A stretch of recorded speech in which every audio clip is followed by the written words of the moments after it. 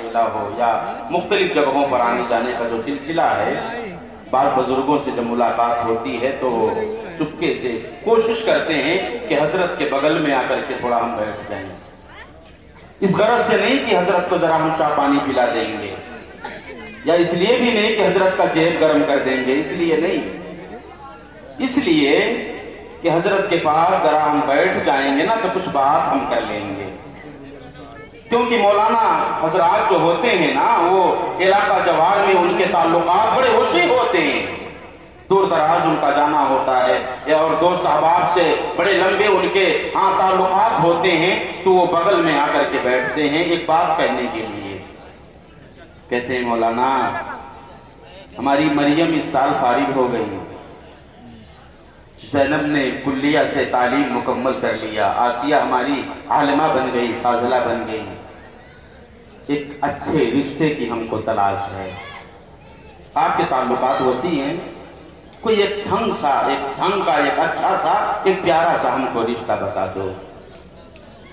अल्लाह वालों, जब हम ये पूछते हैं कि दादा जान आपने कोशिश नहीं की, हमारा इलाका तो नौगढ़ से पूरब है, हम तो नौगढ़ से भी 10 किलोमीटर पूरब रहते हैं, आपके यहाँ जो हम आए हैं 80 किलोमीटर का सफर करके हम आए हैं, और इतना मारूफ मशहूर इलाका का ठेला का, और माशाअल्लाह यहाँ अहले तौहीद रहते हैं, और जो गांव है लोगों का अल्हम्दुलिल्लाह कलमा पढ़ने वालों का गांव है, हाजी साहब रहते हैं, अहले इल्म बसते हैं, अच्छे अच्छे लोग रहते हैं, पूरे इलाके में एक आदमी आपको अच्छा नहीं मिला।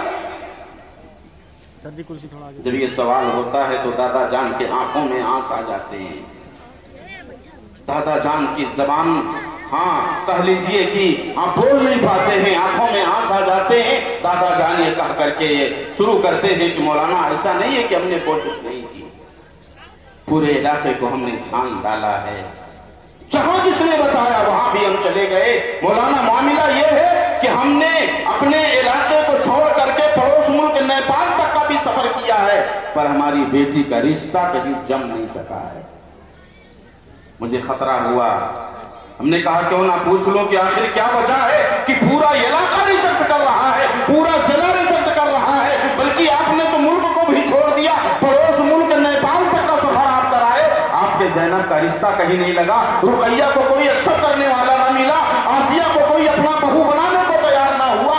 आखिर वजह क्या है? कहीं आपकी बेटी लूली तो नहीं है, कहीं आपकी बेटी अपाहिज तो नहीं है, कहीं आपकी बेटी के यहाँ कोई ऐप तो नहीं है, अंधी तो नहीं है, कानों की बहरी तो नहीं है। आखिर माजरा क्या है कि पूरा कठेला रिजेक्ट कर दिया, जिला सिद्धार्थनगर रिजेक्ट कर दिया, पूरा इलाका रिजेक्ट कर दिया, आप नेपाल तक का सफर कराए, कोई भी एक्सेप्ट करने को तैयार नहीं है। माजरा क्या है? आपकी बेटी के अंदर कोई ऐप तो नहीं, लूली अपाहिज तो नहीं है, कानी खोतर तो नहीं है। आखिर वजह क्या है? जब हमने ये सवाल पूछ लिया तो दादा जान तो सारा कतार रोने लगे, कहा हजरत हजरत ऐसी बात नहीं है, हमारी मरियम में कोई ऐब नहीं है, हमारी मरियम ना तो कान की बहरी है, हमारी मरियम ना तो जुबान की गूंगी है, हमारी मरियम ना तो आंखों की अंधी है, हमारी मरियम ना तो पैरों की अपाहज है, हमारी मरियम ना तो लूली है, कोई ऐब नहीं है हमारी गुड़िया में। हमने अपनी मरियम को बड़े ही लाडो प्यार से पाला है, हमने अपनी बिटिया को आलमा फाजला बनाया है। हमारी बिटिया के यहाँ एक बात है मौलाना, लोगों ने जो हमारी बिटिया को एक्सेप्ट नहीं किया है, सिर्फ इतना कह करके इनकार किया है कि आपकी बच्ची को अपना बहू हम जरूर बनाते, अपने यहाँ हम जरूर कबूल करते, बस मामला ये है कि आपकी बेटी अगर सांवली ना होती, आपकी लाडली अगर सामनी ना होती, या आपकी लाडली अगर 5 फुट 4 इंच होती तो हम अपने घर की बहू बना लेते, अपने बेटे के लिए हम कबूल कर लेते, बस 1.5 इंच का फर्क आ गया। अल्लाह हिफाजत करे। मेरे भाइयों, क्या हो रहा है ये? किसको आपने कह दिया और ऐब आपने कहां निकाला है? किसका ऐब आपने तलाशा है? किसका ऐब आपने ढूंढा है? और अल्लाह का कुरान सुना दे।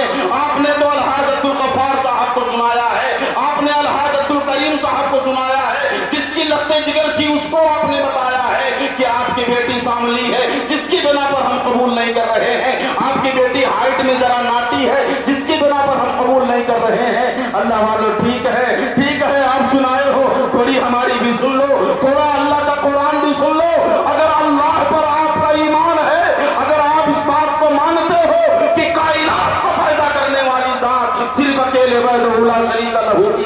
تو آؤ اسی اللہ کے کلام میں آپ کو سنا دیتا ہوں کہ رب العالمین نے اپنے مخلوق کے حوالے سے کتنی سندر بات کہی ہے. رب العالمین تو یہ کہتا ہے والتین والزیتون وطور سینین وہذا البلد الامین.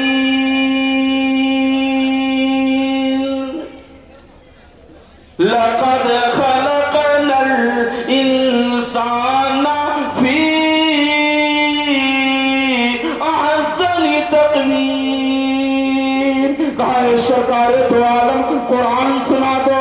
عبداللہ کو سناؤ, عبد الرحمن کو سناؤ, طلحہ زبیر کو سناؤ, آسیہ کو سناؤ, مریم کو سناؤ, رقیہ کو سناؤ, تمام بہو تلاشنے والوں کو قرآن سنا دو. جو سانولی کہہ کر ریجیکٹ کیے ہیں, جو کالی کہہ کر ریجیکٹ کیے ہیں, جو پاؤنی کہہ کر ریجیکٹ کیے ہیں, اے سرکار دو عالم قرآن سنا دو. بلکہ اللہ کا انداز دیکھو. اے میرے بھائیو, ایک اکیلا کے مسلمانوں, ذرا توجہ سے سننا. یہ کلام آپ کے پالنہار کا ہے, یہ کلام محمد رسول اللہ کے رب العالمین کا ہے. اللہ نے کہا میں قسم کھا رہا ہوں. اللہ والوں, جب کوئی معاملہ ہوتا ہے ہم اور آپ بھی قسم کھاتے ہیں. ایک دفعہ قسم کھائیں گے, دو دفعہ قسم کھائیں گے, اگر سامنے کی پارٹی بات نہ مانے تیسری دفعہ ہم جماعت ماریں گے. لیکن اللہ کو دیکھو, اللہ ایک قسم کھایا, دوسری دفعہ, پھر تیسری دفعہ, چار قسم کے بعد اللہ یہ بات بتا رہے ہیں, کہہ رہے ہیں لقد خلقنا الانسان فی احسن تقویم. ذرا توجہ سے سننا. جو وقت ہمیں ملا ہے 42 منٹ مکمل کروں گا بات میں. کہا لقد خلقنا الانسان فی احسن تقویم. کہا ساری کائنات کے لوگوں کو میں خدا نے پیدا کیا ہے, میں خدا نے بنایا ہے, اور میرے بنانے کا جو سانچہ ہے, میرے بنانے کے جو اللہ تعالیٰ خود کہہ رہے ہیں لقد خلقنا الانسان فی احسن تقویم. ہم نے بڑے سندر سانچے میں, ہم نے بڑے سندر انداز میں حضرت انسان کو پیدا کیا ہے. اللہ والے, جو ہم نے نقطہ رکھا تھا, اللہ والے جو ہم نے عیب تلاشا تھا, جو ہم نے عیب لگا کر مریم کو ریجیکٹ کیا تھا, اللہ والوں ہم کو آپ کو کس نے اجازت دے دیا؟ اللہ کے بناوٹ میں ہم اور آپ عیب نکالیں. بولو زینب کو کس نے بنایا؟ رقیہ کو کس نے بنایا؟ مریم کو کس نے بنایا؟ حبیبہ کو کس نے بنایا؟ اللہ والے کس نے اجازت دے دیا آپ کو کہ اللہ کے بناوٹ میں آپ نے عیب نکال دیا؟ گویا کہ آپ یہ کہہ رہے ہو اللہ تو نے ناک بنایا اچھا کیا, ہاتھ بنائے اچھا کیے, بڑے زلف دیے اچھا کیے, اللہ سارے کیریکٹر بڑے سندر ہیں, سارے پارٹ پرزے بڑے اچھے ہیں. اللہ اگر ہائٹ ذرا لمبی کرتا, یہ نقطہ رکھنے کی اجازت ہم کو آپ کو کس نے دیا؟ دل سے پوچھنا اور دل سے جواب دینا, کس نے اجازت دیا؟ وہ بنت ہوا پکارتی رہی, اے ناٹی کہنے والوں, اے ساملی کہنے والوں, اے مجھے ریجیکٹ کر کے جانے والوں, ارے جانے سے پہلے ذرا رک جاؤ, میرا عیب بتا دو, میرا گناہ بتا دو, میرا قصور بتا دو. بنت ہوا پکارتی رہی, بنت ہوا چلاتی رہی. حاجی صاحب کو کوئی فرق نہیں پڑا, نمازی صاحب کو کوئی فرق نہیں پڑا. اللہ والوں ناٹی کہہ کر چلے آئے. بنت ہوا پکارتی رہی, اے جانے والے, جانے سے پہلے میرا عیب بتا دے. ارے جس اللہ نے تجھے گورا بنایا ہے اسی اللہ نے ہمیں سانولا بنایا ہے. اس میں میرا اپنا کیا قصور ہے؟ اس میں میرا اپنا کیا گناہ ہے؟ جس اللہ نے آپ کو بنایا ہے اسی اللہ نے ہم کو بنایا ہے. کیا گناہ ہے ہمارا؟ اللہ والو لقد خلقنا الانسان فی احسن تقویم. آگے کی آیت کریمہ اگر آپ دیکھیں تو اللہ کہہ رہے ہیں یا ایھا الناس انا خلقناکم من ذکر وانثى وجعلناکم شعوبا وقبائل لتعارفوا ان اکرمکم عند اللہ اتقاکم. کہا ساری کائنات کے انسانوں کو میں اللہ نے ایک مرد ایک عورت سے پیدا کیا ہے. الگ الگ قبائل بنائے, الگ الگ قبیلے میں رہنے لگے. کہا کہ تم تمام لوگوں میں اللہ کے نزدیک سب سے بہتر سب سے سندر وہ شخص ہے. کہا کون؟ کہا ان اکرمکم عند اللہ اتقاکم. یہ نہیں کہا جو سب سے لمبے ہوں, یہ نہیں کہا جو سب سے سندر ہوں, یہ نہیں کہا جو گورے چٹے ہوں, یہ نہیں کہا کہ رنگ روپ میں جو سب سے سندر ہوں. کہا ان اکرمکم عند اللہ اتقاکم.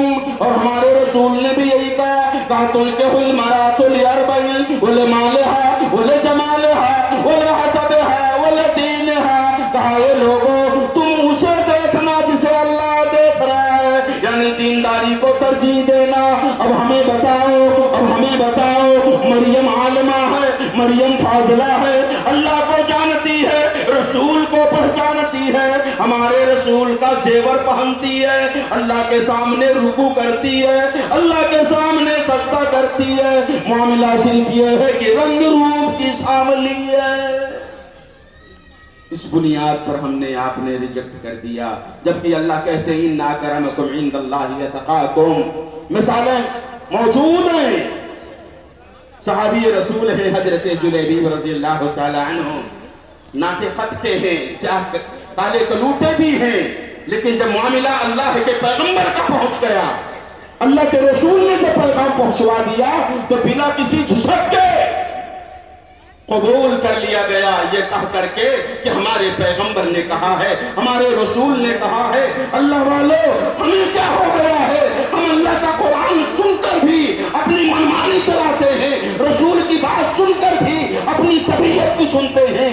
اللہ والو اگر ایسا ہو رہا ہے تو آؤ قرآن حکیم کی ایک آیت سن لو. وما كان لمؤمن ولا مؤمنة اذا قضى الله ورسوله امرا وَرَسُولُهُ أَمَرًا. کہا اللہ اور رسول کے فیصلے کے آ جانے کے بعد اگر تم اپنی منمانی چلاؤ گے, وَمَن يَعْصِ اللَّهَ وَرَسُولَهُ فَقَدْ ضَلَّ ضَلَالًا مُبِينًا. اللہ رسول کی بات آ جانے کے بعد اپنے من کی سنو گے, اپنی طبیعت کی سنو گے, اپنی چاہت کے حساب سے کام کرو گے تو پھر گمراہی کے ٹریک پر چل پڑو گے, اور جو گمراہ ہو جاؤ گے پھر ٹھکانہ کل بدعۃ ضلالہ وکل ضلالۃ فی النار. اللہ والو اللہ کی بات اور رسول کی بات آ جانے کے بعد سارے معاملے ختم ہو جانے چاہیے. اب یہ باتیں یہاں سے نکل کر کے آتی ہیں کہ ایک عالم دین کا گزر آپ کے ہاں سے ہوتا ہے, آپ ہو کہ بلوروں پر سوار ہو, 18-20 لوگوں کا قافلہ لے کر کے مکمل طور پر آپ تیار ہو, اور حاجی صاحب کا حال تو یہ ہے کہ مکہ مدینہ سے آیا ہوا وہ لال رومال صندوق اور سوٹکیس سے نکال کر کے بلوروں کے آگے والی سیٹ پر آ کر بیٹھے ہوئے ہیں. حضرت کا گزر کیا ہوا؟ حضرت نے سوال پوچھ لیا, ارے حاجی صاحب یہ لمبا قافلہ کہاں چلا؟ حاجی صاحب نے تو مسکرا کر کہہ دیا, حضرت آپ کو پتا نہیں آج میرے بہو کی چھٹائی ہے, آج میں جا رہا ہوں بہو دیکھنے, آج میرے بیٹے کی مگنی ہے, آج میں شکانے چلا ہوں. حضرت نے پوچھا کتنی تعداد لوگوں کی ہے؟ کہا زیادہ نہیں, آپ کو پتا ہونا چاہیے, میں نے تو حج بھی کیا ہے ماشاءاللہ, میں اتنے بڑے مدرسے کا ناظم بھی ہوں, مجھے خیال ہے کتنا جانا چاہیے. بس بڑے مختصر سے تعداد میں لوگ ہیں, 19 مرد ہیں 14 عورتیں.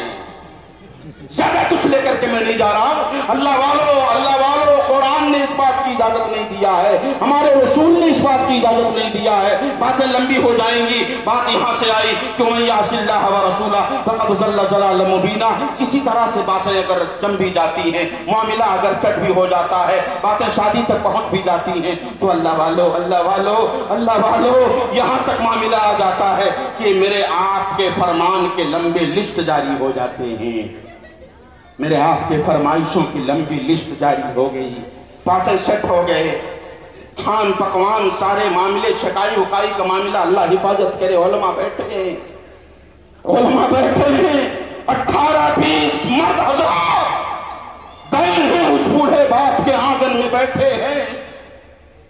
باضابطہ طور پر یہ حکم ہوتا ہے سمدھی کا کہ اپنی بیٹی کو ہمارے مہمان کے سامنے پیش کرو. مہمان کے سامنے بیٹی کو مجبور ہو کر کے وہ باپ پیش کرتا ہے. باری باری ہر کوئی دیکھتے ہیں اس بچی کو. بچی سوچتی ہے اللہ اسی دن کے لیے میں زندہ ہوں. پھٹی آنکھوں سے ہر کوئی دیکھ رہا ہے. اللہ والو ایک باپ کے جگر پھٹ جاتے ہیں کہ آج جس میری لگتے جگر کے دوپٹے تک دیکھنے کو نصیب کسی کو نہ ہوئے تھے, میری گڑیا کے بال تک کسی نے نہیں دیکھا تھا, آج یہ پھٹی آنکھوں سے ہر کوئی آنے والا دیکھ رہا ہے. ہماری بچی کو دیکھ کر کے 200-500 روپیہ پھینکتے ہوئے سب کوئی جاتے ہیں. اللہ والو اس کو بھی کرنے والے مسلمان ہی ہوتے ہیں, حاجی صاحب بھی ہوتے ہیں, نمازی صاحب بھی ہوتے ہیں, ناظم صاحب بھی ہوتے ہیں, ہم جیسے کہیں نہ کہیں علماء حضرات بھی ہوتے ہیں. اللہ حفاظت کرے. معاف کرنا ہمارے جملے کو اگر کچھ باتیں کڑوی ہو جا رہی ہوں, کچھ باتیں اگر سخت نکل جا رہی ہوں, تو معاف کرنا ہماری باتوں کو. آخری بات کہہ کر کے بات کو مکمل کر دوں کہ اگر معاملہ کسی طرح سے سٹ بھی ہو جاتا ہے, بات شادی تک آ بھی جاتی ہے, تو ایک فرمائش کی لمبی لسٹ جو جاری ہوتی ہے, اللہ والو 3 لاکھ کے نیچے تو بات نہیں بننے والی. رسم رواج تو آپ کو پتا ہی ہے, اس میں بتانے کی ضرورت نہیں ہے. ہمارے پڑوس میں پچھلے سال شادی ہوئی ہے, کوئی ایک ایسا سامان نہیں تھا جو اس نے دیا نہ ہو. ہم تو کچھ نہیں چاہتے, ہماری مانگ بھی نہیں ہے, نہ تو ہماری طرف سے کوئی معاملہ ہے, نہ کوئی ڈیمانڈ ہے. ہاں اتنا ضرور کہوں گا کہ جو ہمارے مہمان آئیں گے نا, جن کو باراتی کہتے ہیں, ان کی ضیافت میں کوئی کمی نہ ہونے پائے, اتنا کہوں گا ضرور. ہاں ضیافت کے اندر دیکھو میں بھول رہا ہوں کہ ضیافت میں ایسا ہونا چاہیے کم سے کم 2-3 قسم کا گوشت ہونا چاہیے. اپنے حساب سے ساری باتیں کہہ جاتے ہیں. میرے بھائیو, کون سی عدالت ہے, کون سا انصاف ہے؟ مہمان آپ کے ہیں, نیوتا آپ نے بانٹا ہے, دعوت آپ دیے ہو, دسترخوان آپ کو سمدھی بچھائے, یہ کون سی عدالت ہے, کون سا انصاف ہے؟ 300 باراتی آپ کے بلانے پر پہنچے ہیں, مہمان کے تو آپ کے ہیں, نیوتا آپ نے بانٹا ہے, دعوت آپ نے دیا ہے, اور دسترخوان سمدھی کے ہاں لگوا رہے ہو, وہ بھی اپنے فرمائش کے حساب سے اپنے سارے فرمانوں پر عمل کرنے کا پابند بنا رہے ہو. اب آپ کو پتا بھی ہے کہ وہ آپ کا سمدھی آپ کے باتوں پر عمل کرنے کے لیے, اپنی گڑیا کو سہاگن بنانے کے لیے, اپنی بٹیا کو دلہن بنانے کے لیے, اپنی بٹیا کو پیدا کرنے کے لیے, اللہ کی قسم اپنی زمین پر بیچ رہا ہے, اپنے آنگن کے زیورات کو بیچ رہا ہے, در بھیک مانگنے پر مجبور ہو رہا ہے. بسا اوقات ایسی بھی خبریں سننے میں آتی ہیں کہ جس گاڑی کا مطالبہ ہم نے کیا ہے, وہ گاڑی وہ فائننس پر خرید کر کے لا کے باراتیوں کے سامنے, دولہے کے سامنے پیش کر رہا ہے. اللہ والو فائننس پہ خرید کے آئی یہ گاڑی, یہ سمدھی کو بھی پتا ہے, جتنے بارات میں لوگ آئے ہیں ان کو بھی پتا ہے. یہ تماشا ہو رہا ہے. یہ تماشا کرنے والے کہتے ہیں کہ ہم کملی والے کو ماننے والے ہیں, کہتے ہیں کہ ہمیں پیدا کرنے والا اللہ ہے, اور اسی کا کلمہ ہم نے پڑھا ہے. ہم تو رسول اللہ کو ماننے والے ہیں, ہم اللہ کو ماننے والے ہیں. اور صرف ایک حدیث سنا کر کے بات کو مکمل کر دو. 3 لاکھ روپیہ ایٹھنے والے, 3 ٹالی سامان لے کر کے آنے والوں, 400 باراتی اس کے سینے پر لے کر جانے والوں. ایک حدیث میں آپ کو سنا دوں, معاف کرنا میرے جملے کو, ایک حدیث میں سنا کر کے بات کو مکمل کر رہا ہوں. سرکار دو عالم جناب محمد رسول اللہ صلی اللہ علیہ وآلہ وسلم نے صحابہ کرام کی جماعت سے پوچھا تھا, کہا وہ میرے صحابہ بتاؤ مفلس انسان کون ہے؟ صحابہ بیٹھے ہوئے ہیں, اللہ کے نبی نے سوال پوچھا, صحابہ جواب دیتے ہیں, کہتے ہیں اللہ کے نبی ہماری نظر میں ہماری نظر میں مخلص انسان وہ ہے جس کے پاس دینار و درہم نہ ہو. اللہ کے نبی کہتے ہیں اللہ، کہتے ہیں نہیں، کہتے پھر اللہ جانے، اس کے رسول جانے. اللہ کے نبی کہتے ہیں او میرے صحابہ سنو، اصل مخلص انسان وہ ہے. کہا کون؟ کہا کل قیامت کے روز جب ساری کائنات کے لوگوں کو مولا جمع کرے گا، مولا اکٹھا کرے گا، جہاں انبیاء ہوں گے، جہاں شہداء ہوں گے، جہاں نیک ہوں گے، جہاں بد ہوں گے، جہاں بیٹی والا ہوگا، جہاں بیٹا والا ہوگا.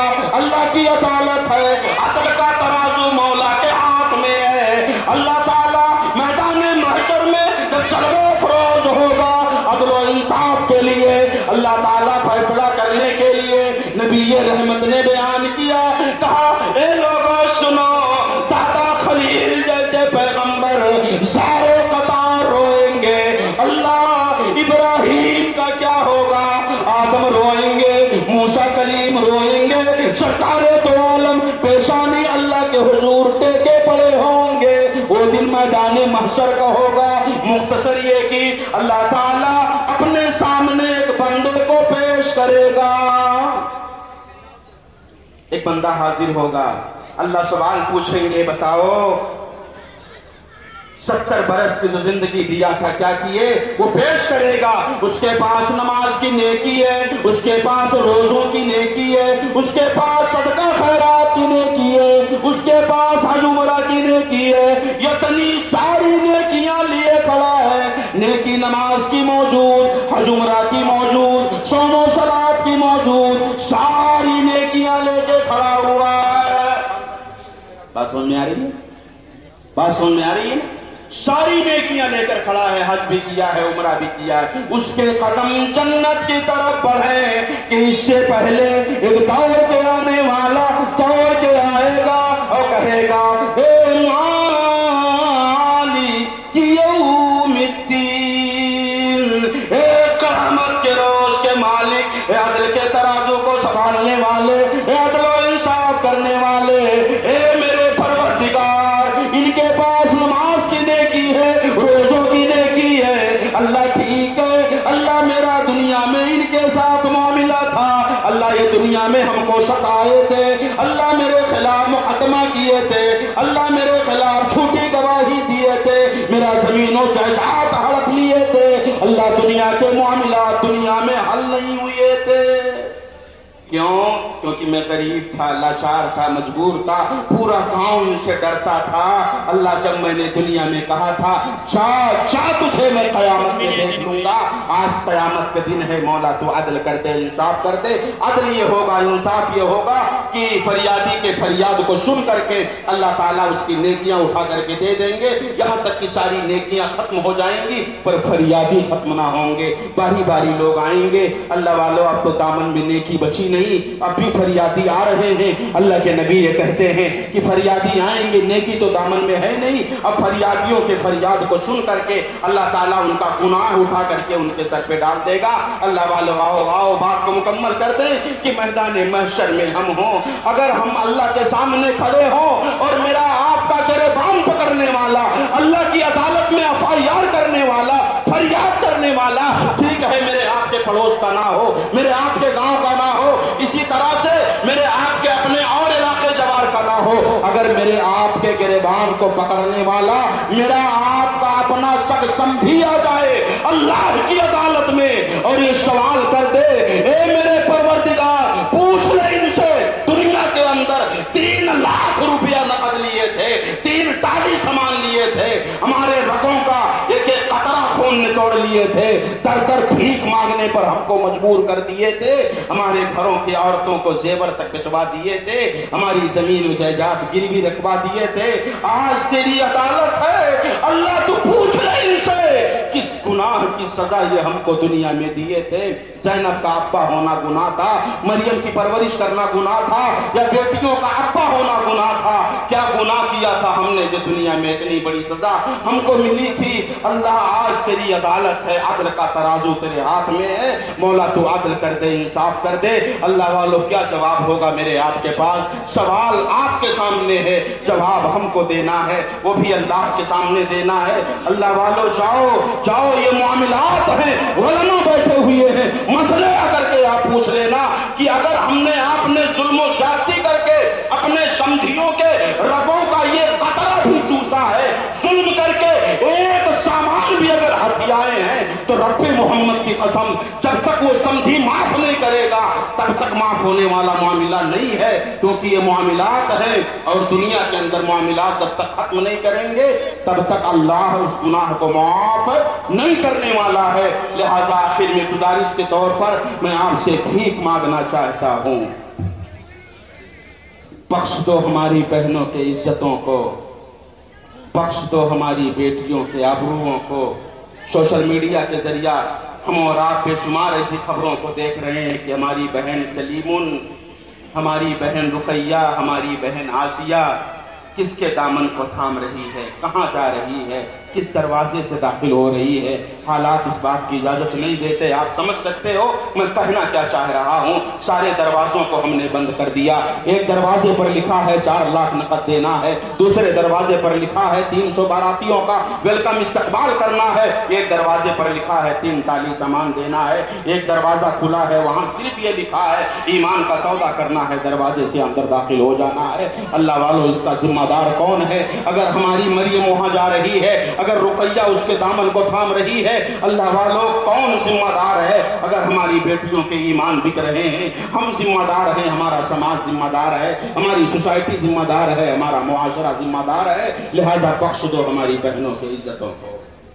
कहर चाहे लाना रिवायत की दहलीज पर,